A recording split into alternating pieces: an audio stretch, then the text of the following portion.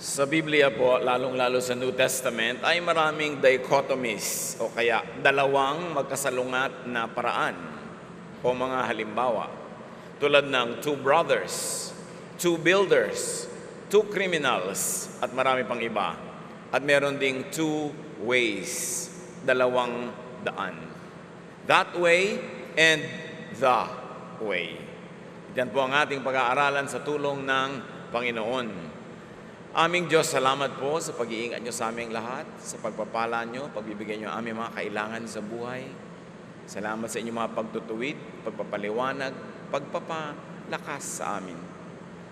Humihiling kami, Panginoon, ngayon na patnubayan nyo po kami turuan, gabayan upang lalo naming makilala ang tamang daan na dapat naming tahakin.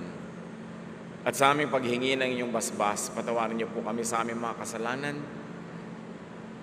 Pakalinisin niyo po kami mula sa aming mga karumihan, paging dapatin niyo kaming tumanggap ng pagtutuwid, pagpapalakas, pagtuturo, pagpapala mula sa inyo. Dalangin namin, Ama, kayo po ang maging tanging tagapagturo, tagapangaral. Gamitin niyo lamang inyong lingkod. Tinig niyo ang nais naming marinig. Heal us, empower us, bless us. In the name of Jesus, your Son, our Lord, our Savior and friend. Amen.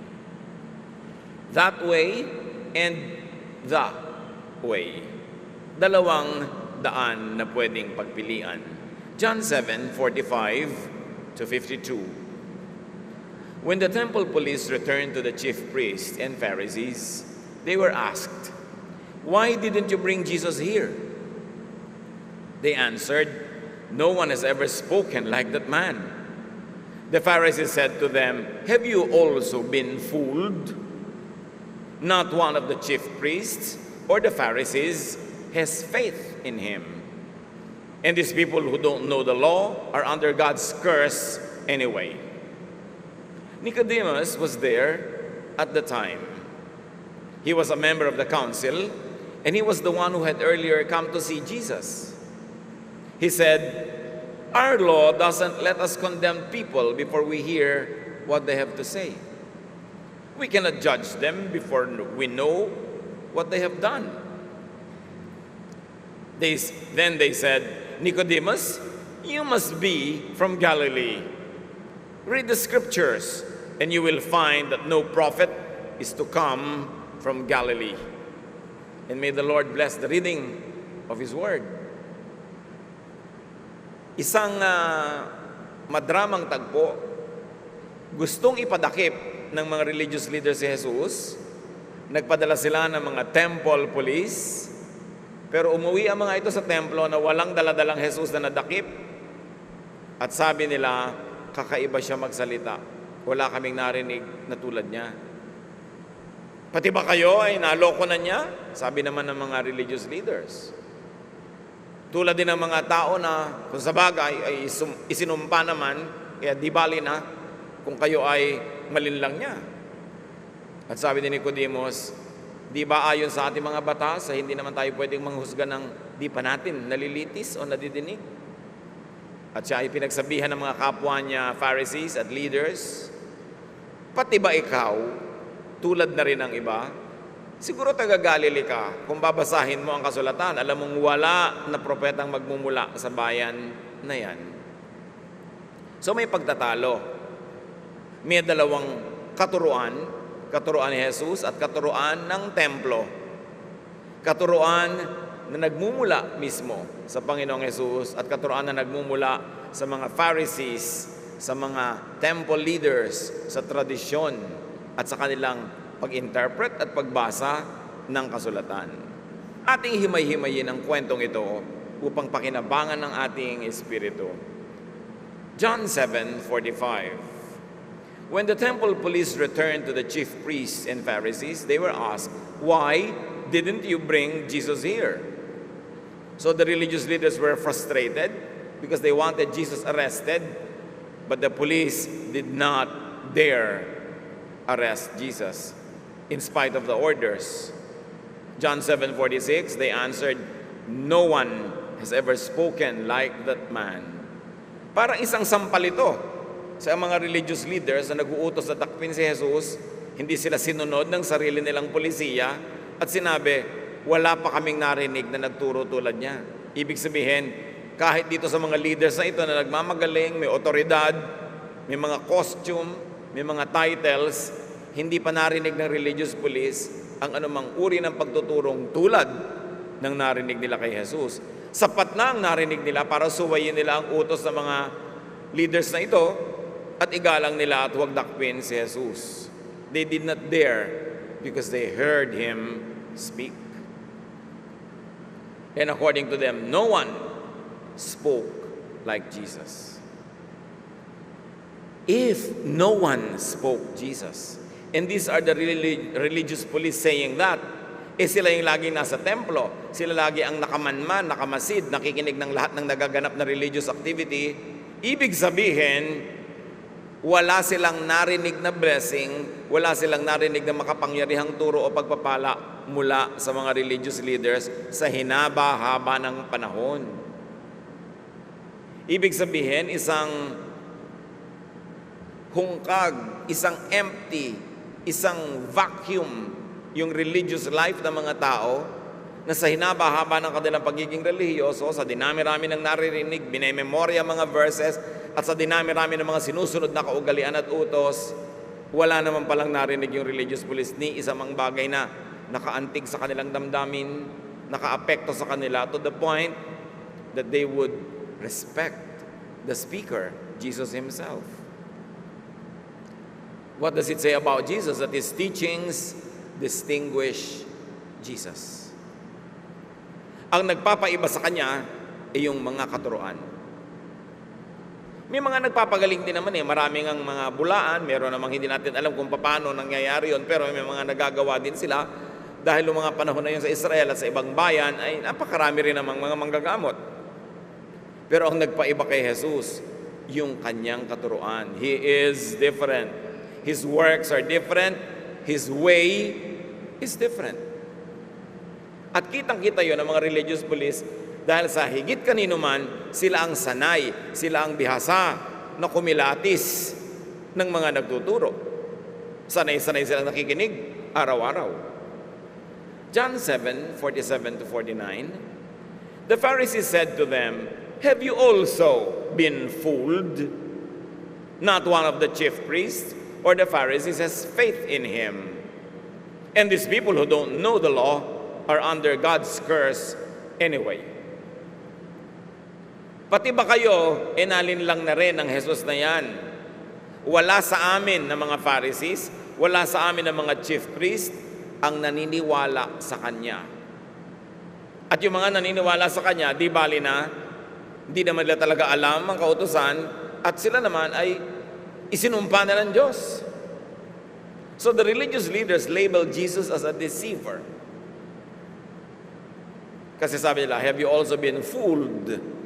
Pati ba kayo inalin lang? Ibig sabihin, iniisip nila si Jesus at sinasabi nila, manlilin lang. Fake yan. And the religious leaders declare the obvious. Their teachings and ways are different from that of Jesus. Appreciate natin ang kahulugan nito, mga kapatid. The religious establishment clearly says that their stand, their teaching, their way is different from the way of Jesus. Meanwhile, Jesus is the way. He is the truth. He is life. Therefore, ano ang ibinibigay ng temple, ng religious establishment sa mga mamamayan?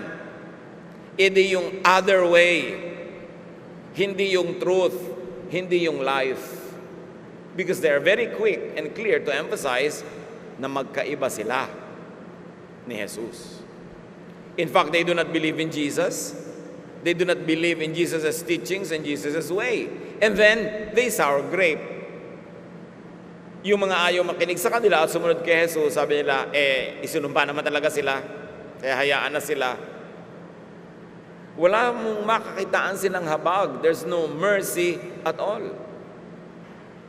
Ipagpalagay pa na totoong isinumpa yung mga tao na niniwala kay Jesus. Pero wala silang malasakit, wala silang awa. Sabi nila, hindi bali, sinumpa naman sila. Which is, the dominant attitude of many religious people. They are just too glad that those who don't agree with them and they don't agree with will be punished. They are just too glad that they will be condemned. Parang ipinagbubunyi pa nila na ang hindi nila kasapi, ang hindi nila kasama ay mabubulid sa kapahamakan. Tulad ng sabi ng mga religious leader na ito, after all, they were cursed. At wala na silang gagawin para matanggal yung curse na yon kung sakali mang totoo. Yan kung minsan ang downside ng sobrang relihiyon. Sa pagkabulag sa paniniwala at sa pag-aalab ng paniniwala, nakakalimutan na ng taong maging considerate and kind to others, especially to those who believe otherwise or believe another way. At hindi lang noong panahon na yun uso yan, hanggang sa ngayon at sa lahat ng panahon, napakadaling mamuhi, magalit, mangkondena, manghusga ng mga hindi mo kapanalig. Pero tatandaan natin, itong sistema na ito ng pag-iisip ay sistema ng mga Pharisees na sila mismo ang umaamin na iba ang sistema nila kay Jesus. Hindi naman siguro mahirap piliin kung aling sistema ang dapat paniwalaan at sundan ng mga Kristiyano. John 30:35, "By this everyone will know that you are my disciples if you love one another." Yan ang isang main teachings ni Jesus, love. At sabi niya, makikilala kayo na kayo mga alagad ko kung kayo maibigin at nag-iibigan. At wala tayong nakikitang pag-ibig sa mga Pharisees na ito. Natutuwa pa silang mapapahamak yung hindi sumusunod sa kanila. Wala silang ginawa kundi manghusga ng kapwa, magpahirap. Kaya magkaiba talaga. Alam na naman natin na magkaiba eh. Ang hamon sa buhay na ito mga kapatid ay maalaman sa ating panahon kung sino-sino ang mga modern day Pharisees na merong religious titles, may religious office, may religious groups and followings, pero iba ang paraan nila kay Jesus. Hindi mahirap malaman na iba yung hindi Kristiyano. Obvious yun. So ang hamon ay malaman among those who call themselves Christians kung sino ang talagang maka-Kristo at kung sino ang maka-Pharisee. Dahil marami pa noon ngayon at sinabi ng Panginoong Jesus, mag-ingat kayo. Kasi maraming tupa, maraming mga lobo, wolves, na magsusuot ng bihis tupa para kayo ay malinlang. Ang panlilinlang ay hindi magmumula sa mga taong sobrang iba ang relihiyon. Kasi alam mo namang iba eh. Ba't ka malilinlang? Ang panglilinlang ito sa akala mong tagasunod ni Kristo, pero ang paraan Pharisaic at hindi Jesus-like. At yun ang mahalagang makilala. Kasi araw-araw pumipili tayo ng pakikinggan, ng susundan at ng susundin. Mahirap naman na mapasunod tayo sa isang akala natin ay sheep, yun pala wolf in sheep's clothing. So Jesus, His teachings, and His disciples are known for love. Not for unloving, inconsiderate, unkind, and cruel doctrines. Dapat na kasing suriin ng mga Kristiyano sa panahon na ito ang kanilang personal na paniniwala, ang kanilang mga sinusunod, nakasanayan, nakagisnan, akala tama na, pero hindi ko mo nakagisnan, tama na. Dapat laging suriin. At may isang pamantayan, sukatan, si Jesus. Ang liwanag ni Jesus, ang pamamaraan ni Jesus, ang katuruan ni Jesus. 1 Corinthians 13:2, sabi mismo ni Paul, "And if I have prophetic powers, and understand all mysteries and all knowledge, and if I have all faith, so as to remove mountains, but do not have love, I am nothing." So lahat ng mga ipinagmamalaki kong minsan ng mga religious leaders and groups, prophetic powers, knowledge, understanding, pananalig, etc. Sabi ni Pablo, maging akin man ang lahat ng yan, kung di naman ako maibigin, baliwala. Wala pa rin akong saysay. No teaching or spiritual gift could compensate for lack of love. Because love is the centerpiece teaching of Jesus. Balik tayo sa kwento, yung nagaganap noon sa temple. John 7:50 to 51. Nicodemus was there at the time. He was a member of the council and was the same one who had earlier come to Jesus. He said, "Our law doesn't let us condemn people before we hear what they have to say. We cannot judge them before we know what they had done." Kung matatandaan nyo si Nicodemus ng John 3:3, siya yung pumunta kay Jesus nung gabi. He had a private audience with Jesus. At siya yung sinabihang, unless a man is born again, he cannot see the kingdom of God. Siya yung kausap ni Jesus. Nakausap na niya si Jesus ng sarilinan, narinig na niya ang kailangan niyang marinig, kaya ngayon iba na ang kanyang paninindigan. At sinasalungat na niya yung pamamaraan ng mga kapwa niya, leaders ng temple. Because Nicodemus has heard Jesus open-mindedly. Pharisee man siya, leader man siya ng council, bukas naman ang kanyang isip. Naghanap siya ng katotohanan, nakita niya kay Jesus na iba siya. Because truth sets free. At ngayon ay sinasaway niya ang kanyang mga kasamahan na maging mapanghusga kay Jesus at sa mga naniniwala kay Jesus. Ang reaksyon ng kanyang mga kasamahan, John 7:52, "Then they said, 'Nicodemus, you must be from Galilee. Read the scriptures, and you will find that no prophet is to come from Galilee.'" Alam na alam nila ang scriptures. Walang contest tungkol doon. Pero hindi nakabukas ang isip nila nung dumating ang anak ng Diyos upang ituwid ang mga nanigas na nilang mga paniniwala na hindi ayon sa kagustuhan ng Ama sa Langit. Kaya kinailangang ipadala ang kanyang anak para ituwid maging ang kalikuan ng relihiyon. Ang kalikuan ng templong ipinagyayabang na sila ang kinakasihan ng Espiritu ng Diyos, na sila ang tinig ng Ama sa Langit. Pero sila na yung may sabi, iba kami kay Jesus. Iba siya. Now Nicodemus gets condemned and labeled as well. What do we have here, brothers and sisters? Two sources of teachings: Jesus or the religious establishment. Two ways: the way of Jesus, which is loving, or the religious way, which is always judging.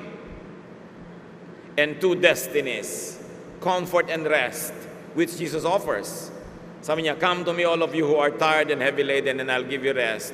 Or the burdensome religious practice under which the people of Jesus' time were suffering. Pagod na sila sa dami ng utos, sa dami ng bawal, sa dami ng judgment. Pagod na sila sa pagtatago ng katotohanan ng kanilang buhay. Pagod nila sa pagpapanggap para hindi sila mahusgahan. Kaya sabi ni Lord, "Come to me, I'll give you rest." Dalawang paraan, dalawang daan, dalawang katuruan. 1 John 5:11 to 12. God has also said that He gave us eternal life, and that this life comes to us from His Son. And so, if we have God's Son, we have this life. But if we don't have the Son, we don't have this life. May lilinaw pa ba kaysa dyan? Na ang buhay na gustong ibigay ng Ama sa Langit sa mga tao ay makakamtan kay Jesus. Sino man ang na kay Jesus ay magkakaroon ng buhay na ito, at sino man ang wala sa Kanya ay hindi magkakaroon ng buhay na iniaalok ng Ama sa pamamagitan ng anak. Life is only in Jesus. Therefore, the temple did not have life as an institution. But there are individuals in that institution that were believers. Therefore, individually, they had life, but the system did not. Life in eternity or heaven is only in Jesus. So kung gusto mo ng buhay na walang hanggan sa kabila ng buhay na ito, dapat sumusunod ka kay Jesus dahil siya ang magdadala sa iyo doon. And life on earth, dito, is only in Jesus. Pag sinasabi yung life, heaven, kingdom of God, hindi laging kabilang buhay lang yon, bagamat kasama yon sa kahulugan. Pero kahulugan din madalas, buhay sa mundong ito. Na sino man ang maniniwala kay Jesus, lalapit sa Kanya at susunod sa Kanya, magkakaroon ng buhay doon sa kabila, at yung buhay naman dito sa mundong ito ay magiging tunay na buhay. Magkakaroon ng kapahingahan, kapayapaan, kasiyahan, kagalakan, na hindi naman laging nasa sa mga taong sinasabing sila ay believers.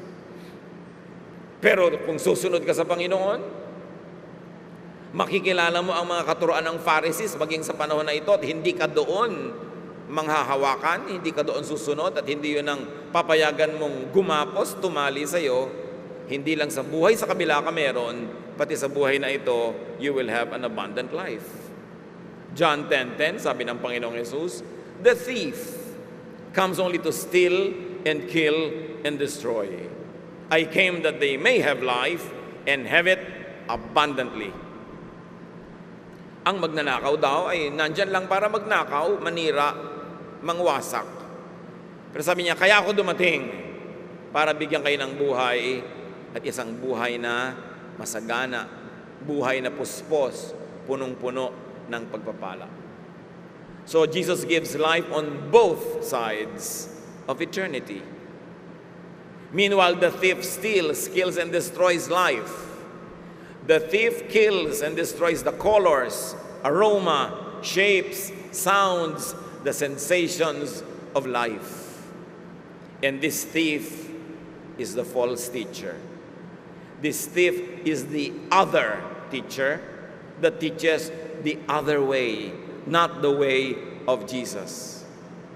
Kaya nakakalungkot na maraming mga tao sa paghahangad nila na sila ay magkaroon ng espiritualidad, napapasunod sila sa mga Pharisees noong panahon na yon o sa modern day Pharisees sa ating panahon, at sa halip na buhay na masagana, masaya, makulay, mapayapa, tahimik, maibigin ang mapa sa kanila, ang napupunta sa kanila ay spirit of Pharisees, spirit of judgmentalism, spirit of hypocrisy, spirit of being repressed and suppressed. Yung kanilang pagde-deny ng lahat ng sarap sa buhay na hindi naman ipinagkakait sa atin ng Diyos, pero ipinagkakait ng mga relihiyoso na lagi na lang pinupuri ang pagdurusa, ang pagtangis, ang pagpapahirap sa katawan, ang pagtikis sa mga natural na mga kailangan ng katawan na Diyos naman ang lumikha. Dapat, lalo sa ating panahon, kilalanin kung alin ang turo ni Jesus at turo ng mga Pharisees na nagpasalin-salin sa mga henerasyon ng mananampalataya na ngayon minana ng ating henerasyon. Paano mo malalaman kung ikaw ay sumusunod kay Jesus o sa iba? Meron namang tests.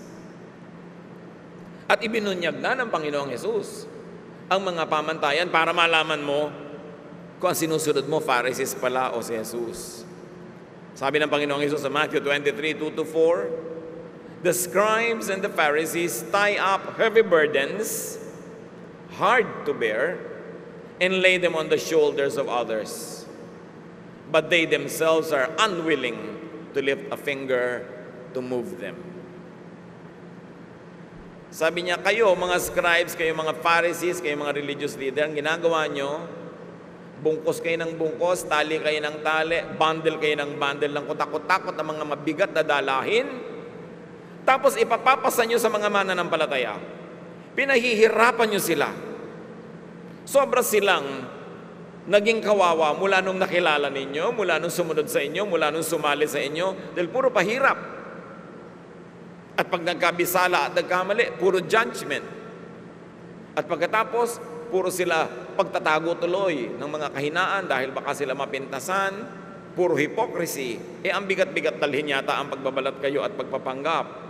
Sabi niya, hindi nyo sila tinutulungan na gumaan ang buhay, pinapahirapan nyo pa.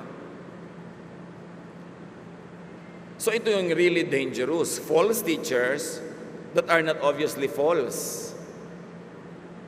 False teachers within the confines of Christianity na ang model pala ng kanilang philosophy, theology, at lifestyle ay Pharisees.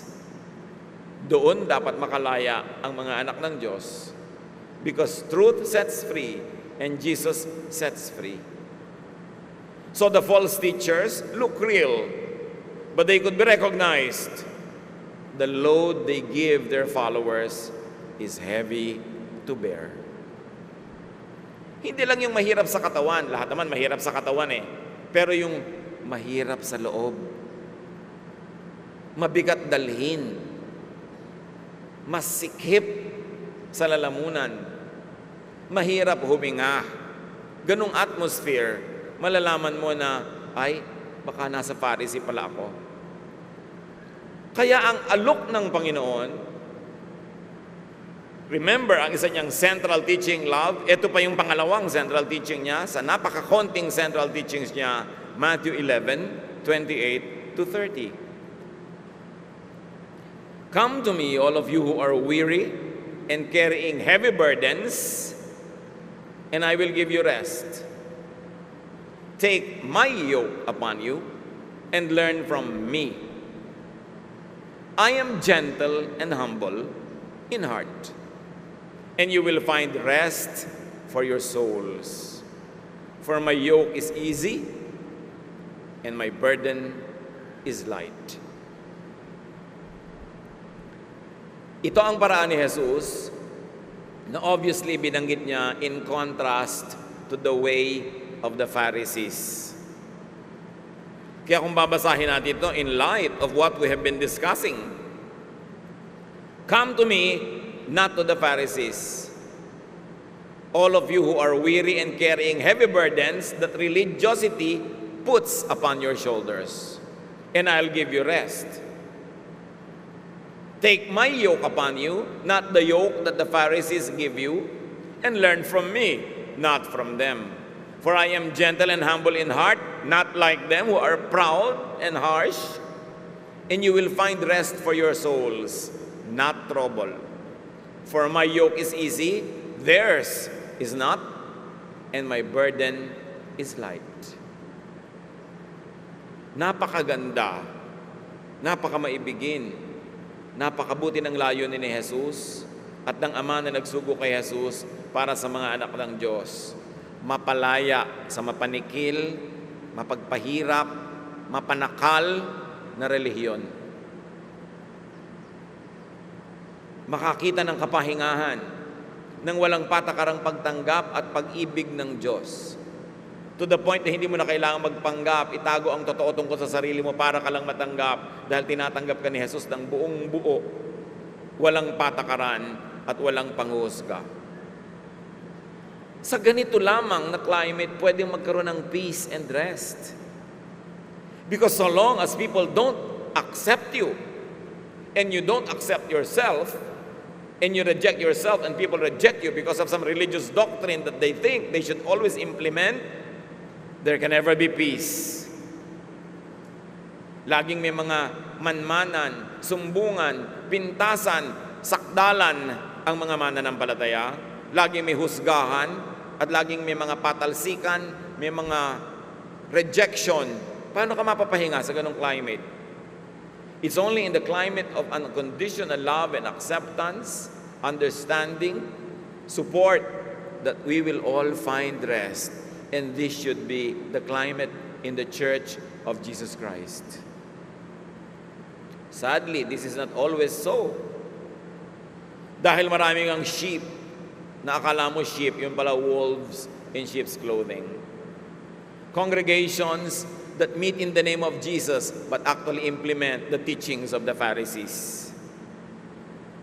Kaya kailangan mga kapatid tayo maging mapanuri para hindi masayang ang panahon ng ating pagiging relihiyoso.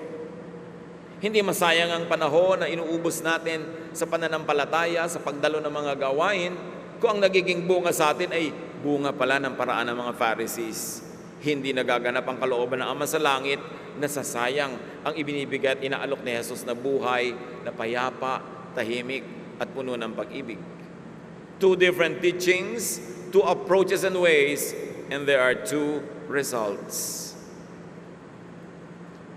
The followers of modern-day Pharisees are weary, burdened, tired, oppressed, repressed, suppressed. The followers of Jesus are rested, restful, comforted, loved, and loving. Because, according to Jesus, people will know that His disciples are His disciples because of their love. Matthew 17:5, when the Lord transfigured, na iba ang kanyang anyo, kasama niya si Pedro, while Peter was still speaking, the shadow of a bright cloud passed over them. From the cloud, a voice said, "This is my dear son, and I am pleased with him. Listen to what he says." Isinama ng Panginoon ang kanyang 3 disipulo sa isang bundok.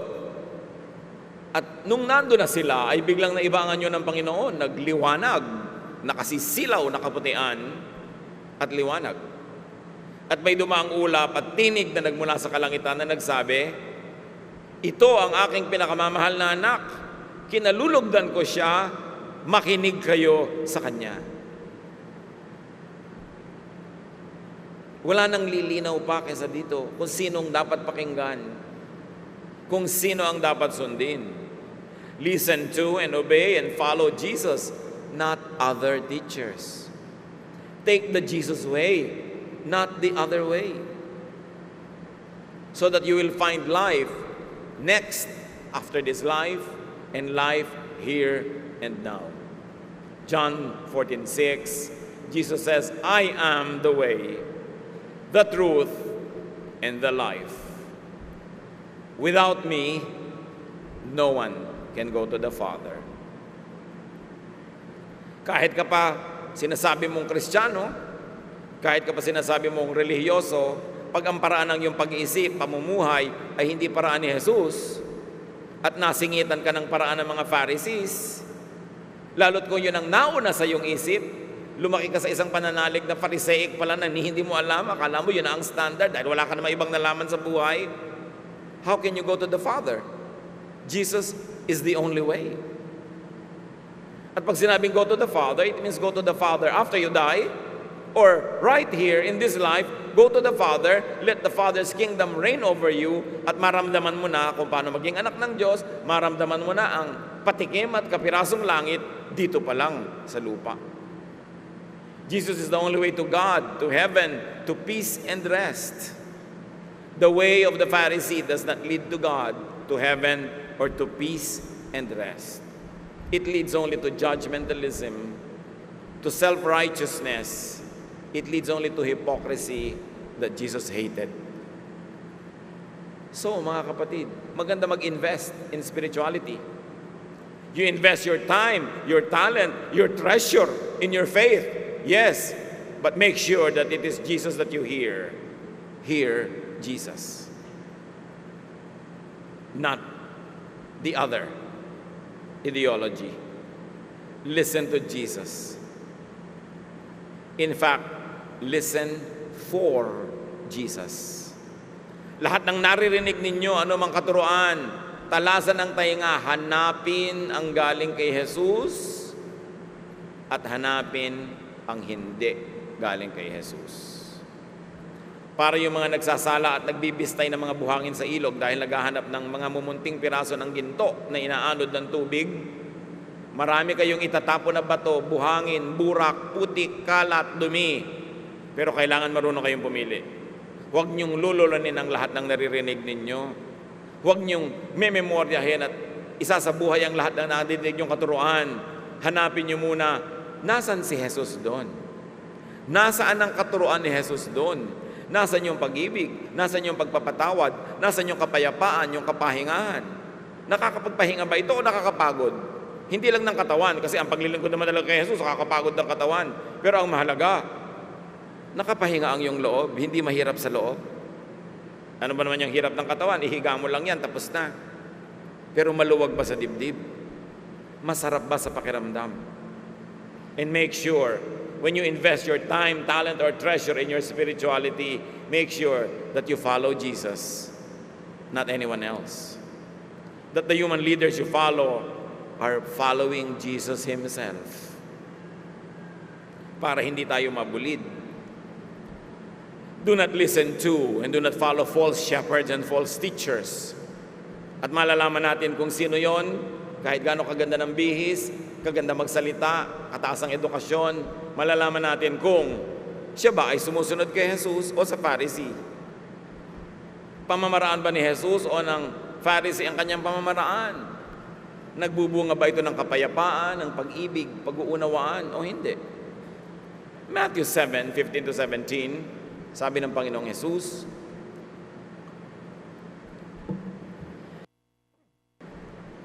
beware of false prophets who come to you in sheep's clothing, but inwardly are ravenous wolves. You will know them by their fruits.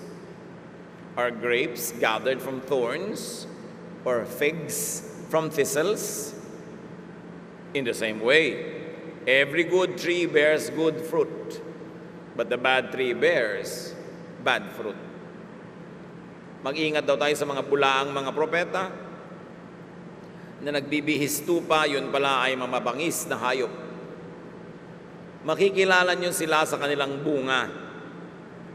Bakit, eka? Ang mga ubas ba ay napipitas sa tinik at sa dawag? Hindi. So kung gusto nyo makilala ang teacher, kung totoo siya o hindi, ang tingnan nyo, bunga. Ano yung bunga? Hindi lang yung ginagawa niya sa buhay niya. Hindi lang yung deeds and acts niya, kundi ano ang epekto sa inyo ng kanyang pagtuturo. Dahil kayo ang bunga. So gusto mo malaman ko yung teacher maka-Jesus o maka-Pharisee, tingnan mo sarili mo matapos mo makinig sa teacher. Nagiging judgmental ka ba o maibigin? Nagiging mabait ka ba o masungit? Nagiging mapagpatawad ka ba o kabaligtaran nito? Napapayapa ka ba o naguguluhan? Tumatahimik ba ang loob mo o natatakot ka sa kapapakinig mo sa kanya? Ikaw ang bunga ng teacher. Malalaman mo kung totoo siya pag sinuri mo ang iyong sarili. Ano ang effect sa'yo ng pagtuturo? Naliliwanagan ka ba o naguguluhan lalo? Sa bagay, bago ka naman talaga maliwanagan, kung minsan dumadaan ka sa kaguluhan, hindi lahat ng pagkagulo ng isip ay masama. Kasi kailangan mo ng konti kaguluhan para mag-isip ka, para lalo mong ma-realize yung mas tama. Pero anong bunga sa iyo ng iyong pananalig? Masaya ka ba? Payapa? Tahimik? Natatanggap mo ba ang iyong sarili at ang iyong kapwa? Tayo ang bunga ng ating mga teachers. Hindi lang yung actions ng buhay nila. Ano ang talab sa atin? John 10:27-28, sabi ni Jesus, my sheep hear my voice. I know them, and they follow me. I give them eternal life, and they will never perish. No one will snatch them out of my hand. So ang tunay naman na tupa ng Panginoon, sa Panginoon sumusunod. Nakikilatis nila kung saan sila dapat dumaan, ano ang dapat nilang puntahan. How do you distinguish the voice and the teachings of Jesus? Jesus is loving. Jesus gives rest. Jesus is easy to follow. Sabi niya, my yoke is easy, my burden is light. Si Jesus ay maibigin, nagbibigay ng kapahingahan, at madaling sundan. Hindi mahirap. Pag hirap na hirap ka, hindi si Jesus ang iyong sinusundan. Sabi niya, madali akong sundan.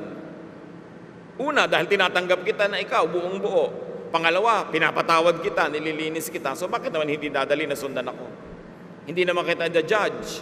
Savior pa ako, hindi ako judge. So madaling sundan. Be discerning, brothers and sisters. Do not listen to and do not follow wolves in sheep's clothing.